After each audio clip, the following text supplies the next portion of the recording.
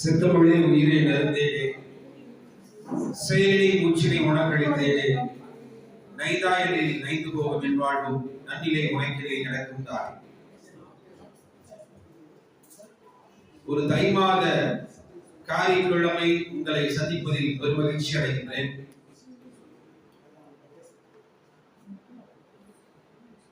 இது ஏற்கனவே நம்முடைய தோழர் தமிழ்மணி அவர்கள் ஒரு நாள் என்னை பேசி தேதியை குறித்தார்கள். தமிழ்மணி யாரும் நான் நேரில் கூட பார்த்தது ஒரு தடவை பார்த்துருக்கேன். நீங்க பார்த்துருக்கீங்க. யார் இந்த தமிழ்மணி? நீங்க அழகம். பிறகு தேதி ஒத்தி வைக்கப்பட்டது என்று சொன்னார். அன்றைக்கு என்னுடைய மாணவர்கள் தயாராக இருந்தார்கள், பறை செய்வோடு பறையோடு. இன்றைக்கு அவர்கள் வேறு ஒரு நிகழ்ச்சியில் இருக்கிறார்கள். பறை இல்லை, பறை என்றால் பேசுதல் மட்டும் விளைகிறது.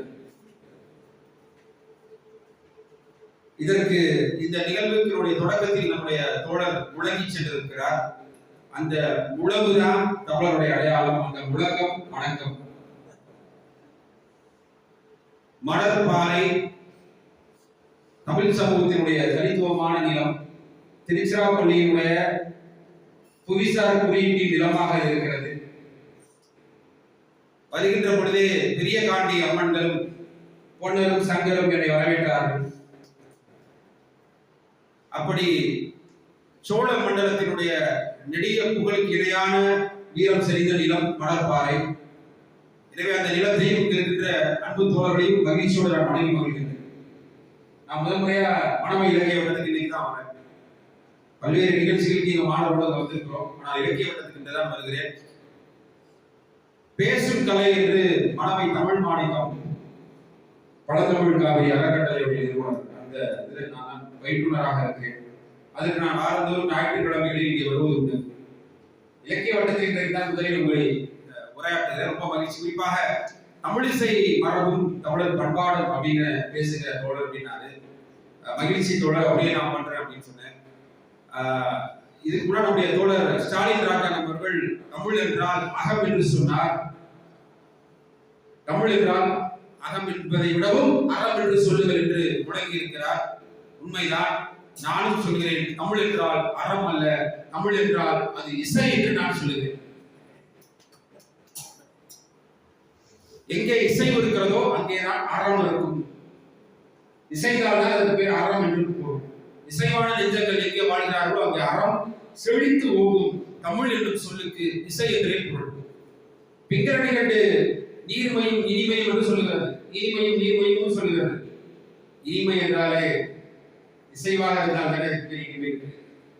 நீர்மை உடைய நெஞ்சங்கள் இருந்தால் அங்கே அறம் செழித்து ஓடும். தமிழ் என்று சொன்னால் அது இசை என்றே பொருள். இந்த ஆண்டு உங்களுக்கு எல்லாம் தெரியும், குமரியில் எழுந்து நிற்கிற வள்ளுவனுக்கு வெள்ளி விழா ஆண்டு. சர் ஜான் மார்சல் அவர்களை கொண்டாட சொல்லுகின்ற நூற்றாண்டு. குறிப்பாக சிந்து வெளியை கண்டெடுத்த ஜான் மார்சலுக்கும் சிந்து வெளிக்கும் இது நூற்றாண்டு. அந்த சிந்து வெளி எழுத்தோடு தான் தோழர் ஸ்டாலின் ராஜாங்கமுடைய உரை அமைந்திருந்தது. அகரம் அறம் என்று. சிந்து வெளியும் வைகை வெளியும் அண்மையில் பொருணை வெளியும் இன்றைக்கு ஒட்டுமொத்த இந்திய துணைக்கண்டத்திற்கு அடையாளமாக மாறி இருக்கிற சூழலில் தான் இந்த மாதிரியான ஒரு அருமையான நிகழ்வை எனக்கு வாய்ப்பு வழங்கியிருக்கிறார்.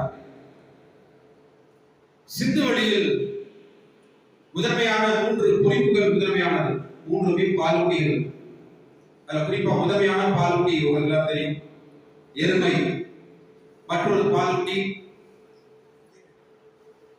புலி. மற்றொன்று பசு இல்லை. அது பாலூட்டி வகையில தமிழ்நாட்டினுடைய அடையாளமாக மாறி இருக்கிற, குறிப்பாக தை மாதத்திற்கு அடையாளமாகவே மாறி இருக்கிற ஜல்லிக்கட்டு காத்து. இந்த 3 குறிப்புகளும் இந்த நிலத்தோடு தொடர்புடையது. அப்ப திமிழ் கொண்ட தமிழர், திமிழ் கொண்ட தமிழ் நம்முடைய திமிழ் என்றால் தோற்கருவிக்கும் திமிழ் என்று பொருள். திமிழா என்று பொருள். அந்த திமிழ் அந்த முழக்கத்தோடு தொடர்புடையது. தோழர் இறையனார் என்று குறிப்பிட்டார். இறையனாரை சிவன் என்று குறிப்பிட்டார். அந்த தோற்கருவிகள் தான் இன்றைக்கு சிவாலயங்களில் வாசிக்கிற என்ன வாத்தியம் சொல்றீங்க? கைலாய வாத்தியம் என்று அவர்கள் குறிப்பிடுகிறார்கள். கைலாய வாத்தியம் அத்தனையும் கொம்புகளாலும் தோற்கருவிகளாலும் ஆனதுதான். அதனால் இசை என்பது தென்னாருடைய இசைதான். இந்தியாவினுடைய இசை என்பது அது இந்துஸ்தானி அல்ல, அது தென்னாருடைய இசைதான். இந்தியாவுடைய இசை சொன்னது நான் அல்ல, சொன்னவர் நெல்லை திருநெல்வேலியில் பிறந்து திண்டுக்கல்லில் தமிழாசிரியராக இருந்து திண்டுக்கல்லில் இருந்து பிறகு தஞ்சைக்கு மாறிய தஞ்சை ஆபிரகாம் பண்டிதர். ஆபிரகாம் பண்டிதர் தான் தமிழிசை மரபின் தந்தை. மொழி ஞாயிறு தேவநேய பாவாளர் என்று சொன்னால் தமிழர் இசை ஞாயிறு ஆபிரகாம் பண்டிதர். மறந்துவிட வேண்டாம். தமிழ்நாட்டில் ஒரு பல்கலைக்கழகம் கூட அவர் பெயரில் இல்லை.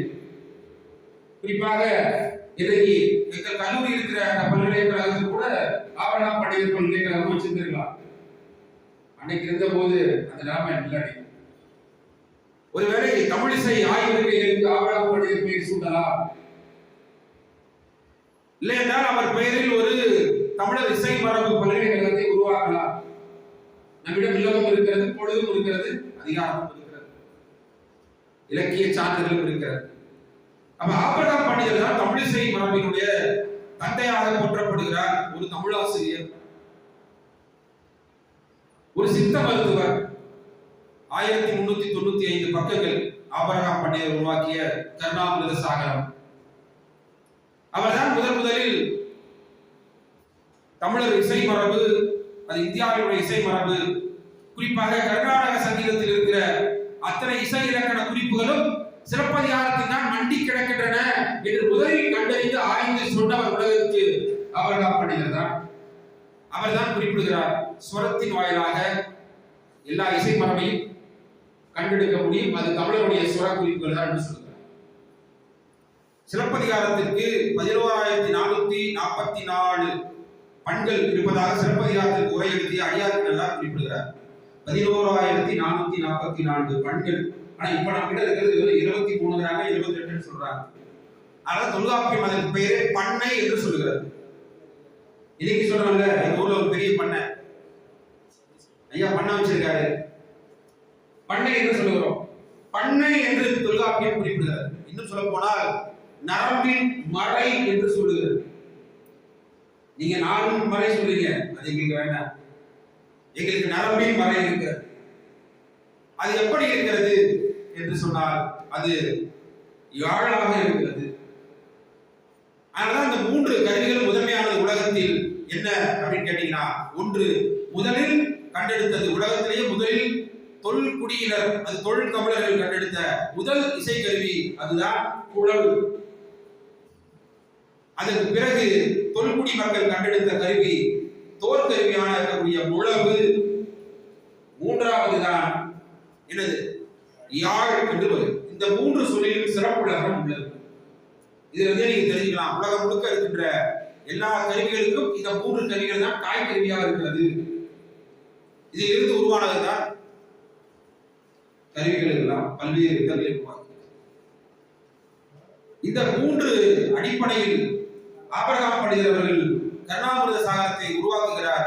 அவர்தான் கண்டெடுக்கிறார். அவர்தான் சிலப்பதிகாரத்தை இசை நோக்கத்தில் ஆய்வு செய்கிறார், சங்க இலக்கியத்தை இசை நோக்கத்தில் ஆய்வு செய்கிறார். குறிப்பாக பஞ்சபாரதியம்,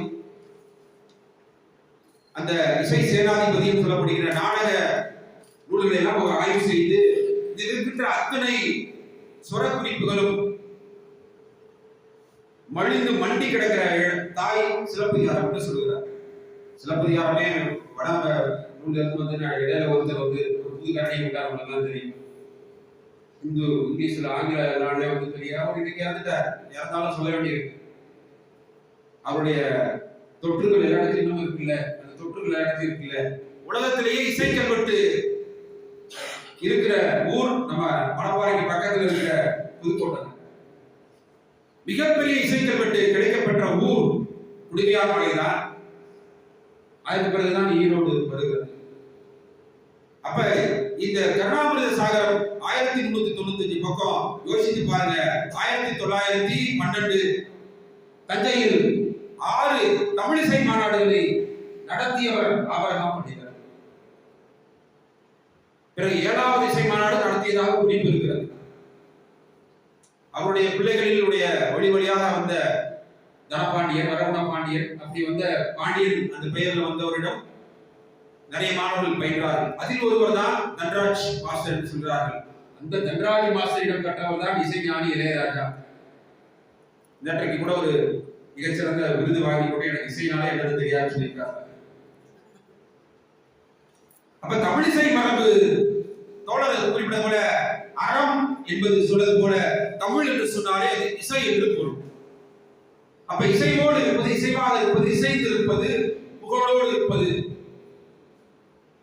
அப்ப யோசிச்சு பார்க்கிறோம், நம்ம திரை சார்ந்த மரபு தமிழர் மரபு என்று நாம் சொல்லிக் கொண்டிருக்கிறோம். திரை சார்ந்த உயிர் பன்மையை சொல்லியை சொல்லுகிறோம், உயிர்மனையத்தை பேசுகிறோம், திரை சார்ந்த மரபை சொல்லுகிறோம். ஆனால் இசை மரபிலும் திரை சார்ந்த இசை மரபு தான் தமிழருடைய. அப்ப இன்னைக்கு நாம பார்க்கிற, இன்னைக்கு தினந்தோறும் நாம் எழுந்து நின்று காலையில் நிகழ்வில் தமிழ் தாய் வாழ்த்து பாடுகிறோம். அது முல்லை பண்ணில் அமைந்திருக்கிறது. முதலில் நாம் வைத்திருக்கிற திரை மரபுல முல்லை தான் முதலில் வருகிறது. குறிச்சி இல்ல, முல்லை தான் முதலில் இருக்கிறது. அப்ப முல்லை என்பது வெறுமனே நிலம் அல்ல, முல்லை என்பது மலராகவும் இருக்கிறது. அப்ப முல்லை பண், முல்லை பண் என்பது ஒரு சிறு பண்ணு. அதனாலதான் பாடல் சிறுபாடல் பெரும்பாடல் ஆற்றுப்படை நூல்கள் நமக்கு நன்றாகவே தெரியும். அந்த கூத்தர் பாடல் விரலியலை பற்றி ஆய்வு செய்ய வேண்டியிருக்கிறது. எப்படி இன்னைக்கு ஒடுக்கப்பட்ட மரங்கள், ஒடுக்கப்பட்ட சமூகம், ஒடுக்கப்பட்ட மொழி என்று சொல்கிறோமோ அப்படி தமிழிசை ஆய்வுகள் ஒடுக்கப்பட்டுதான் இருக்கிறது. தமிழிசைனா என்னன்னு தெரியாத ஒரு மரபு நாம் கடந்து வந்திருக்கிறோம். இன்னைக்கு தமிழருடைய பிள்ளைகள் வீட்டுல, அவங்க வீட்டுல பெயர்ல கூட தமிழ் இல்லை, தமிழ் இசை என்று இருக்கும். தமிழே தெரியாத பண்பாட்டுல தமிழர் இசையை இவர்களுக்கு எப்படி சொல்லி வைக்க முடியும்? இன்னைக்கு எல்லா தொலைக்காட்சிகளிலும் இசை தொடர்பான போட்டி நடக்கிறது. எல்லா பிள்ளைகளும் எங்கெங்கோ இருந்த பிள்ளைகள் தான் மிக சிறப்பாக பாடலாக நீங்க வாசிக்கிறாங்க தெரியும். இந்த மரபோடு தான் தமிழருடைய இசை மரபோடு. அது சிறப்பதிகாரம் தந்த மரபோடு. அதான் சிறப்பதிகாரத்தில் இருக்கிற அந்த குறவை, ஐச்சியர் குறவை, குன்ற குறவை, கடலாடு காதை, அரங்கேற்று காதையை சொல்லாமல் இந்த சிறப்பதிகாரத்தை பேசிவிட முடியாது. அரங்கேற்றம், அரங்கு, அரங்கம் அப்படிங்கிற சொல்லை நாம் தான் உருவாக்கி வைத்திருக்கிறோம். அப்ப அரங்கேற்று காதையில சொல்லப்படுகிற 11 வகை ஆடல், அதற்கான இசை, அதற்கான இசைக்கருவி இதோடு சேர்ந்தது. அந்த 11 வகை ஆடலும் அந்தந்த இடத்துக்குரிய தெய்வத்தோடு தொடர்புடையதாக குறிக்கப்பட்டிருக்கிறது. அப்ப முல்லை பண் என்பதுதான் இன்னைக்கு நாம் எழுந்து நின்று பாடுகிற தமிழ் தாய் வாழ்க்கையுடைய பண்ணாக இருக்கிறது. அந்த முல்லை பண்ணு தான் முல்லை தீ பாணியாக மாறி இருக்கிறது. அந்த முல்லை தீ பாணியிலிருந்து உருவானதுதான் என்ன ராகம்? தமிழ் தாய் வாழ்க்கை என்ன ராகத்தில் இருக்கு?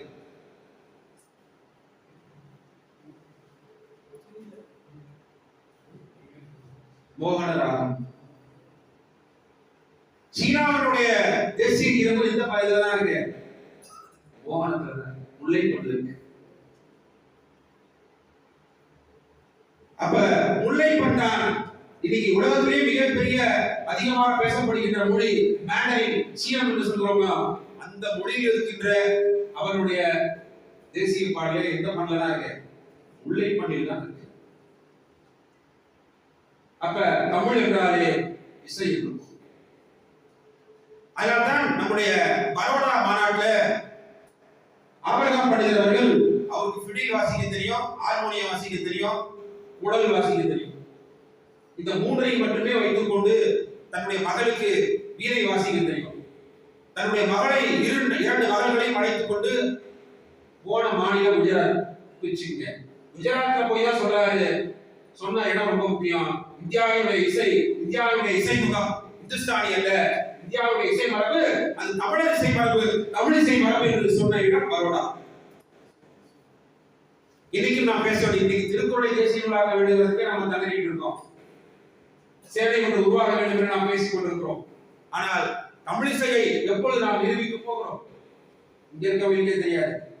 அப்ப முல்லை என்பது வெறும் மலர் அல்ல, அதான் புறவமும் பகுலமும் கோம்பும் வேங்கையும் பரவமும் நாகமும் திலகமும் மருதமும் சேடலும் செருந்தியும் செண்பக ஓங்கலும் பாடலும் தன்னோடு பன்மலர் விரிந்த குருகும் தலவமும் கொழுங்கொடி முசுண்டையும் விரிமலர் அதிரலும் வெண் சாளாரமும் குடசமும் வெதிரவமும் கொழுங்கொடி பகண்டையும் விடவமும் மயிலையும் என பன்மலர் அடுக்கத்தை நம்ம இலக்கியம் பேசுகிறது. இந்த இதனோடுதான் முல்லையை பேசுகிறது. அப்ப முல்லை என்பது இவ்வளவு செறிவான பண் அப்படிங்கிறாங்க. அதனாலதான் பெயரிலே நம்ம பண்பாடு என்று சொல்கிறோம். இன்னைக்கு பேசும்போது கலாச்சாரம் பண்பாடு மாற்றி மாற்றி சொல்லுவோம், ரெண்டு ஒன்றுதான். அந்த பண் என்பது 11,444 பண்ணு. அதனால அதுக்கு பேரே பண்ணுதல், பண்ணுதல், கட்டுதல். அதான் பண்ணென்னாம் பாடலுக்கு இயம்பின்றே கண்ணென்னாம் கண்ணோட்டம் இல்லாத கண் வள்ளுவம். ஒரு கண்ணோட்டத்துக்கு ஒரு விஷன் அப்படிங்கிறதுக்கு எது வேணும் அப்படின்னா நெறி சார்ந்த பார்வை, அந்த பண் என்று சொல்கிறார். எப்படி யாப்பு அடிப்படையாக இருக்கிறதோ அப்படி பண் என்பது அடிப்படையாக இருக்கிறார்.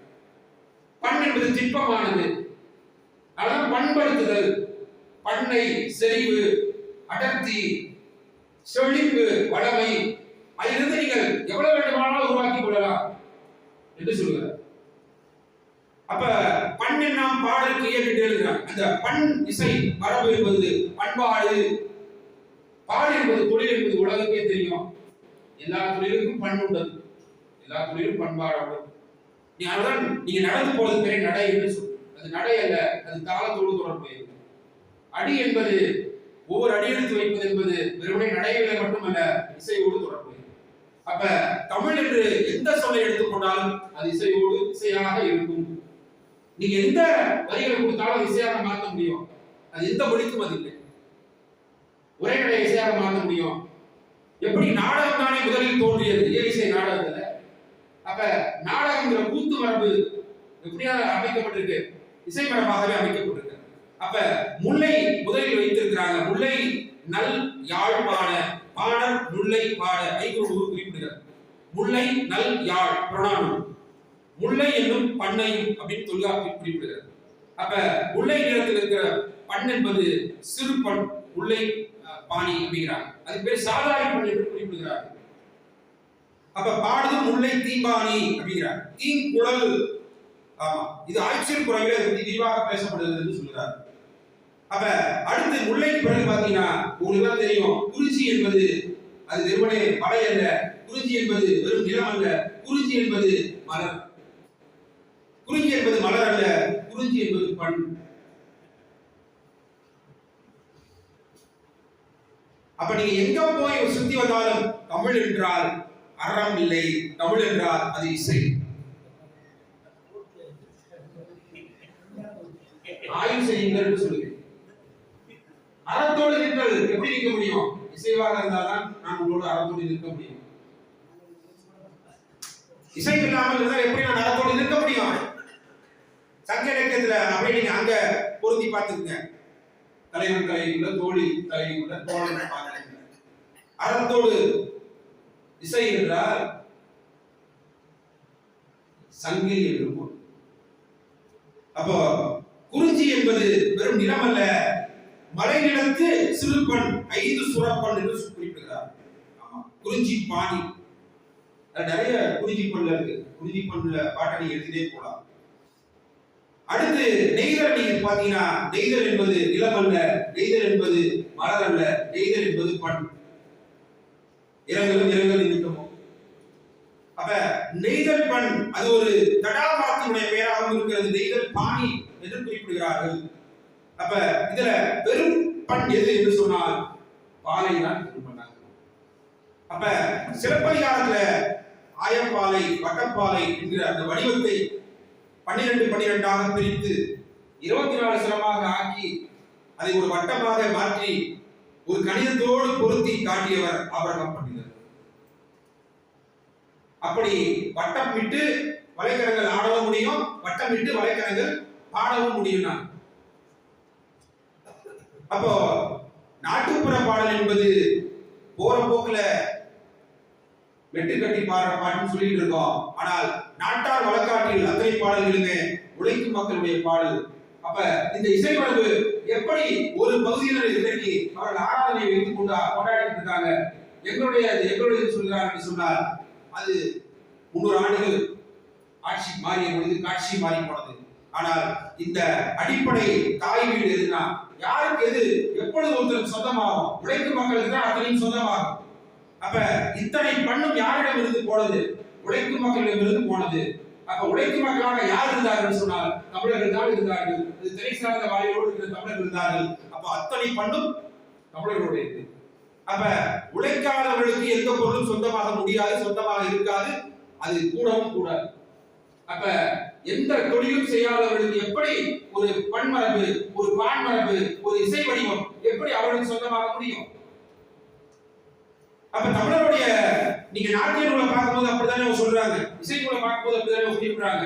அகத்தியம், பெருநாளை, பெருங்குறுகு இப்படி சொல்லிட்டே வரும்போது ஒருமல், சைத்திரியம், பஞ்சமரபு, பரத சேனாதிபதியம், அப்ப இசை நுணுக்கம், இந்திரகாலியம், இப்படி ஒரு பெரிய பட்டியல் இருக்கு. இதுல இடைச்செல்லாம் இருக்கு. ஆனா நம்மிடம் இப்பொழுது இருக்கப்பொழுது இசை நுணுக்கம் இல்லை, கூத்தநூல் இல்லவே இல்லை. அந்த கூத்தநூலில் இருந்து எல்லாம் களவாடப்பட்டு வந்ததுதான் இன்னைக்கு இருக்கிற சாஸ்திரம் என்று சொல்லப்படுகிற இந்த சாஸ்திரம். நாட்டிய யார் எழுதலாம் சொல்றீங்க? பரதமுனி.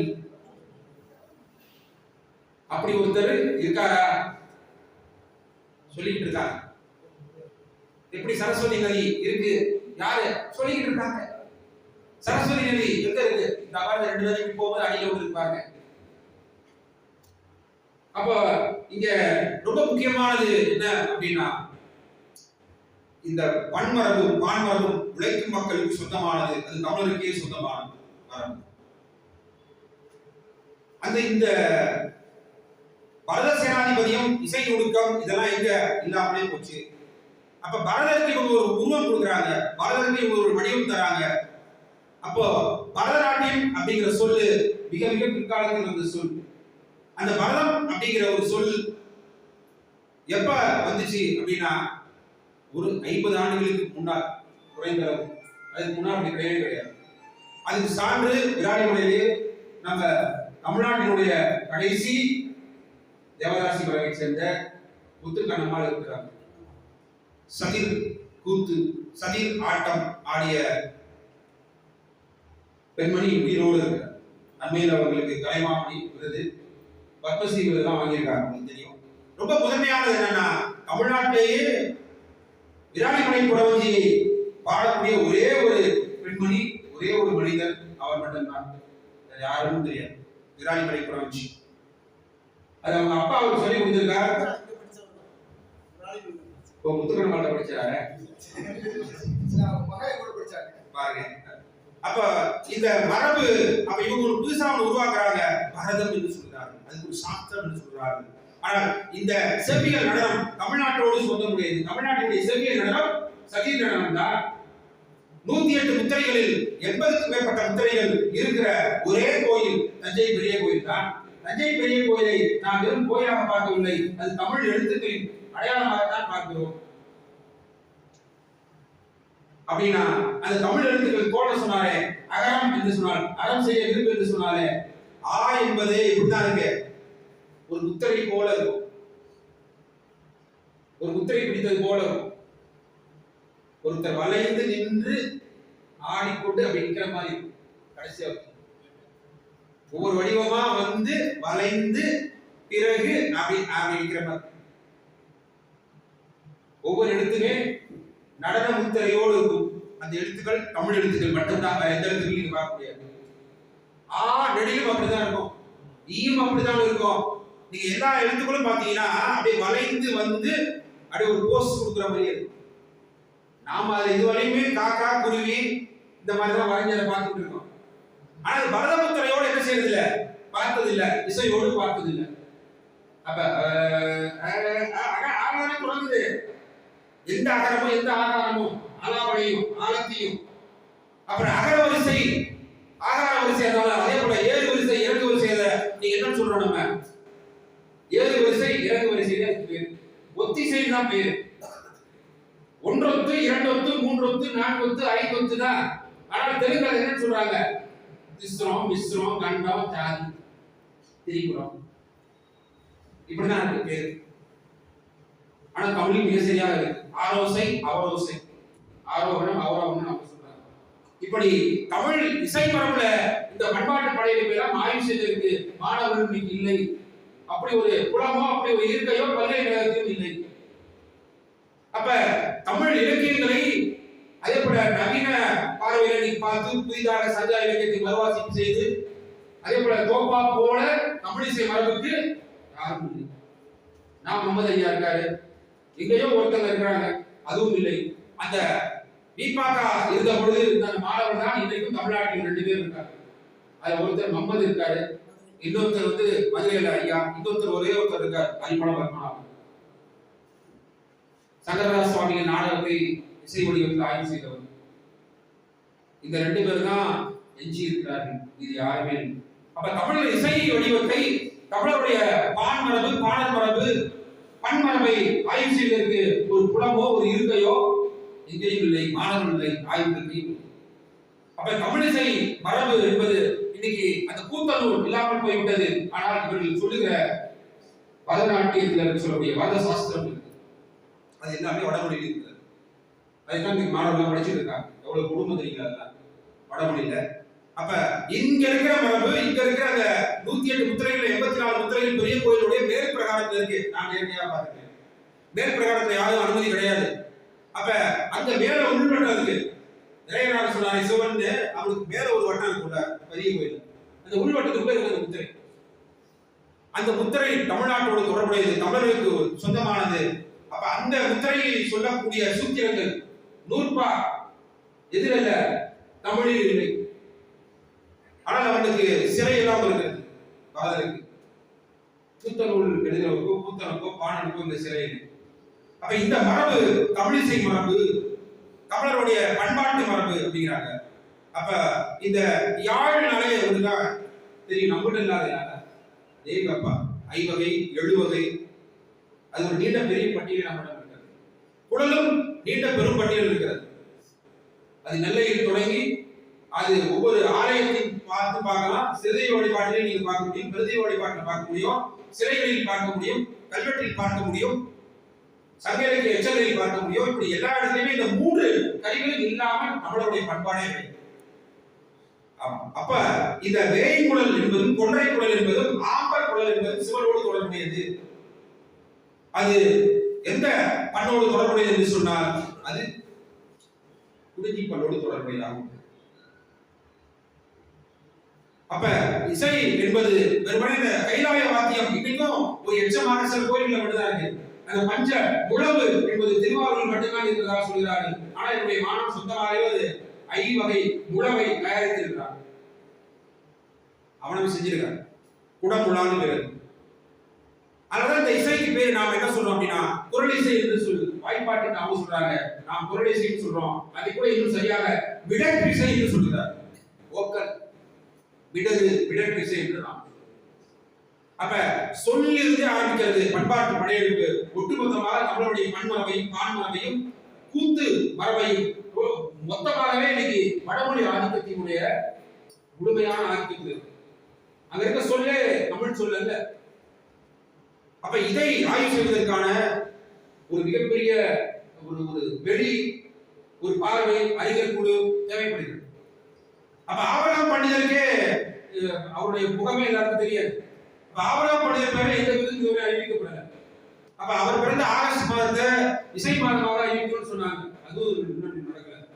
அந்த ஆபரகம் பண்டிதரை அவருடைய நூல்களை எல்லாம் சேகரித்து அவருடைய மகள் வந்து புனிதா பாண்டியன் சென்னையில் இருக்காங்க, அவங்கள கூப்பிட்டு நம்ம ஏஆர் ரஹ்மான் தான் அவருடைய நூல்கள், அவர் கண்டெடுத்த இசை குறிப்புகள், அவர் உருவாக்கிய அந்த பாடல்கள் இதெல்லாம் அவர் தான் தொகுத்து அவர் ஒரு அறக்கட்டளை உருவாக்கியிருக்கார். ஏஆர் ரஹ்மான்.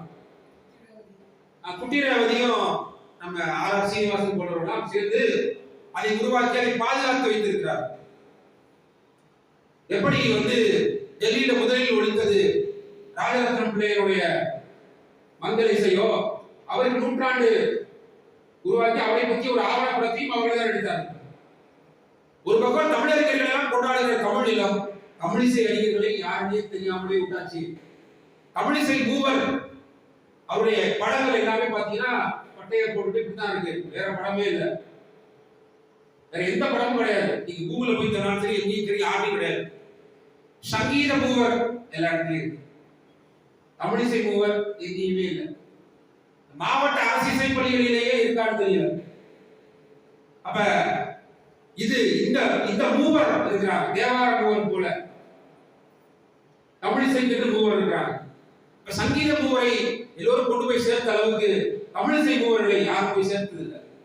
அப்ப இன்னைக்கு பாடுகின்ற எல்லா பாடல்களுக்கும் அடிப்படை பண் மரபு, அது பான் மரபு, அது தேவாரத்தில் இன்னைக்கும் ஈர்ப்போடு இருக்கிற மரபு தான்.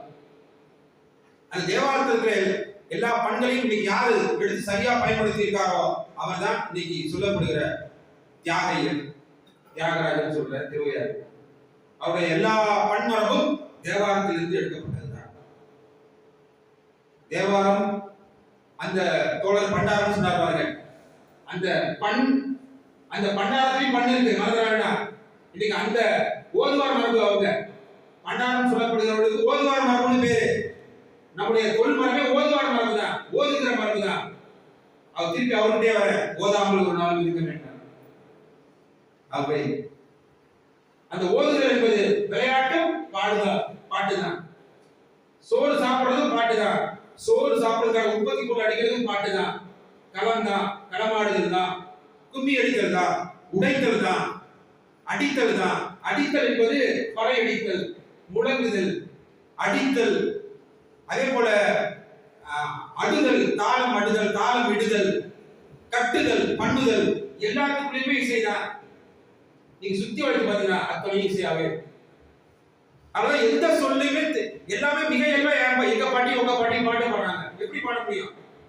அவங்க வாய திறந்தாலே தந்தான தந்தான தான தந்தான தந்தான தந்தான அந்த இன்னைக்கு ரொம்ப பிட்டாகி போயிட்டு இருக்குல்ல வயசுன்னு.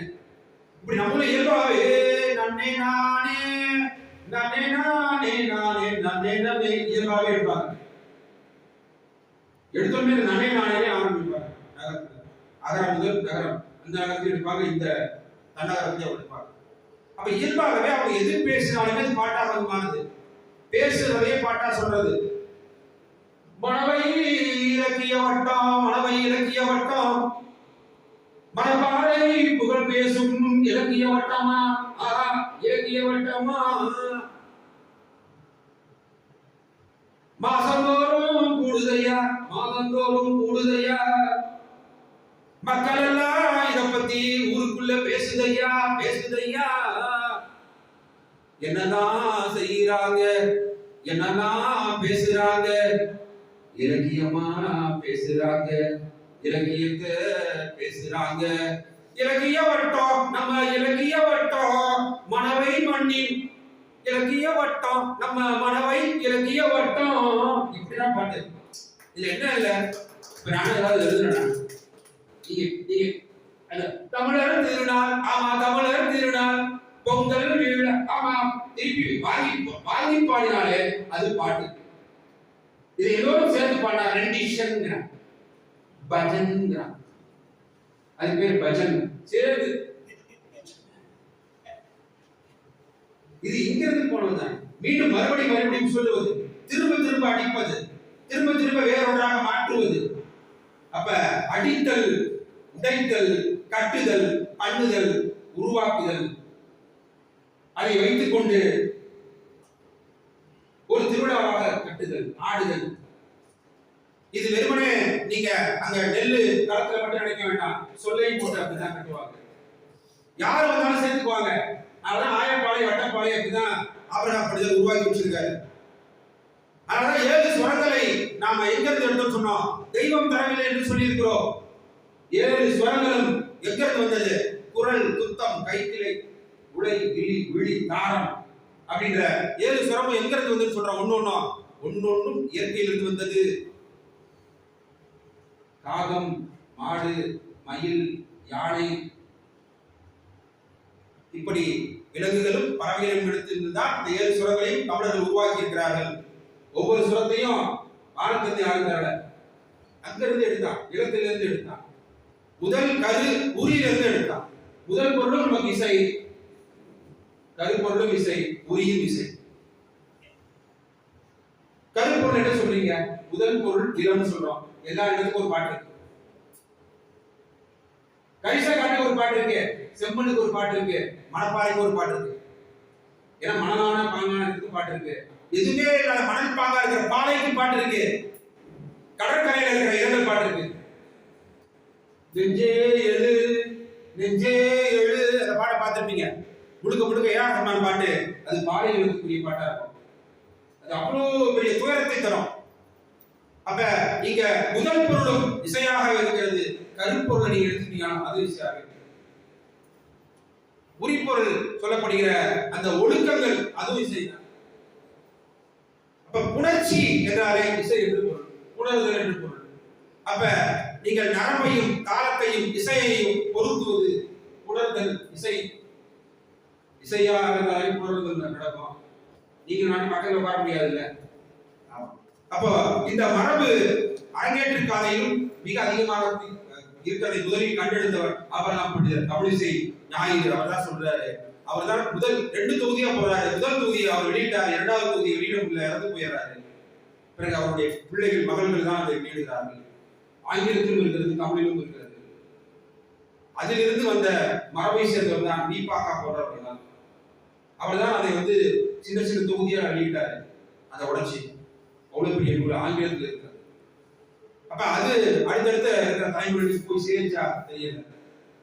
அப்ப இதை சொல்லிக் கொடுக்க வேண்டிய பள்ளிக்கூடங்களில் இசை இருக்கா? இப்பதான் கலைத்திருவிழா வந்திருக்கு. கலைத்திருவிழா வந்த பிறகு மாணவர்கள் எல்லாம் 100% கற்றலில் தேர்ச்சி இருக்காங்க. அதே போல இடைநிற்றலும் இல்லாமல் போயிருக்கிறதா குறிப்பிடுகிறார். இடைநிற்றல் இல்லாத பள்ளிக்கூடத்துக்கு இந்த கலைத்திருவிழா மிகப்பெரிய கட்டியம் கூறுகிறதாக ஆய்வு சொல்லியிருக்கு. அப்ப இந்த அரங்கேற்று காலை ஒவ்வொரு வீட்டிலும் படிக்க வேண்டிய ஒரு பரிபாடல் சொல்லி ஆகணும். மதுரையிலிருந்து தோழர் வந்திருக்கார். பரிபாடல் முழுக்க முழுக்க பாத்தீங்கன்னா நரம்பின் மறையோடு ரொம்ப முக்கியமா பஞ்சமரம் சொல்லுகிற பன்னிசை மரபோடு பரிபாடல் கட்டப்பட்டிருக்கு. குறிப்பாக அங்க இருக்கிற வையை பெருவெள்ளத்தையும் அதே போல அங்க இருக்கிற இன்னைக்கு எப்படி நோன்பு இங்க பாவை நோன்பு போல அங்க இருக்கிற நீராடலுக்கான நோன்பு முழுக்க முழுக்க அப்படியே தான் பாடப்பட்டிருக்கு. அதான் பரிபாடல் எல்லாரும் மேடையும் குறிப்பா டிஎம் கிருஷ்ணாவும் பாடுறாரு. சிந்திக்க சொன்னவர் பெரியார், தந்தை பெரியார் யுங்கி கடிட்டு சொந்த புத்தியை கொண்டு சிந்திக்க சொன்னவர் பெரியார். இந்த மரபெல்லாம் நம்மளுடைய மரபு தான், இயல்பாக விளங்குவது. அப்ப உரையினை இட்ட பாட்டுடை செய்யுள் என்பது வெறுமனே உரையை மட்டும் நாம் எடுத்துட்டு வச்சுட்டு இருக்கோம். பாட்டையும் விட்டு விட்டோம், செய்யுளையும் விட்டு விட்டோம். தோழர் சொன்ன சங்க மரபு முழுக்க முழுக்க பாட்டுடை செய்யுளாக இருக்கிறது. பாட்டுடை செய்யுள் என்றாலே அது பண்ணோடு இருக்கிறது என்று பொருள். பண்ணோடு இருக்கிறதால் தான் அது கட்டோடு இருக்கிறது, செறிவாக இருக்கிறது, வளமாக இருக்கிறது, சீர் அசை குறித்தாக இருக்கு. சங்க இலக்கியத்தை இன்னைக்கு இசையமைத்து பாடிய மேல்நாட்டு மாணவிகள் இருக்கிறாங்க. அதை இந்த தமிழ்நாடு அரசு சங்க இலக்கியத்துக்கு இசை வடிவு கொடுத்து சொல்லி தமிழ் வளர்ச்சித்துறையில பேசியிருக்காங்க சங்க இலக்கியத்தில். எனவே அந்த அடிப்படையில் பார்க்கின்ற பொழுது இந்த தமிழிசை மரபு நேரமாயிடுச்சு நினைக்கிறேன். ஒரு 100 நாள் அரை இசையோட உங்களுக்கு ஒவ்வொரு பண்ணையும் சொல்லி அந்த பண்ணுக்குரிய பாடலை சொல்லி அந்த பண்ணுடைய பாடல் எப்படி திரைப்படத்துக்குள்ள போயிடுச்சுன்னு சொல்லி திரைப்படத்தை எப்படிலாம் பாட்டாக மாறி இருக்குன்னு சொல்லி சொன்னால் இன்னும் உங்களுக்கு இன்னும் சிறப்பாக இருக்கும். அது 100 நாள் நம்ம அரை இசையோடு முழங்கிப்போம். அது ஒரே ஒரு செய்தி இதுல நான் தமிழ்தாய் வாழ்த்து சொன்னோம். தமிழ்நாட்டுடைய மாநில பாடலாக அறிவிக்கப்பட்டிருக்கு. தமிழ்நாட்டுடைய தமிழ்தாய் வாழ்த்தாகவும் அறிவித்த கலைஞர் தான். அதை நாட்டு பாடலாக அறிவித்தவர் நம்முடைய இன்னைக்கு இருக்கிற முதல்வர் ஐயா. அது ஒரே ஒரு செய்தி. இன்னைக்கு தமிழ்தாய் வாழ்த்து முல்லைப்பண் என்று சொன்னோம். பாலை பண்ணில் கட்டப்பட்டிருக்கு. பெரும் பண்ண என்ன பண் அப்படின்னா அது நம்முடைய நாட்டுப்பண். நாட்டுப்பண் தேசிய கீதம் பாலை பண்ணில் கட்டப்பட்டிருக்கு. பாலை பண்ணுக்கு தான் பெரும்பண் என்று பெயர். அப்ப இந்திய துணைக்கண்டம் என்பது கொஞ்சம் நீண்டது, நெடியது என்பதற்காகவே அது பொருத்தி போகிறது. ரொம்ப முக்கியமானது. பாலை பண்ணிலிருந்து உருவானதுதான் சங்கராபரணம் என்ற ராகம்.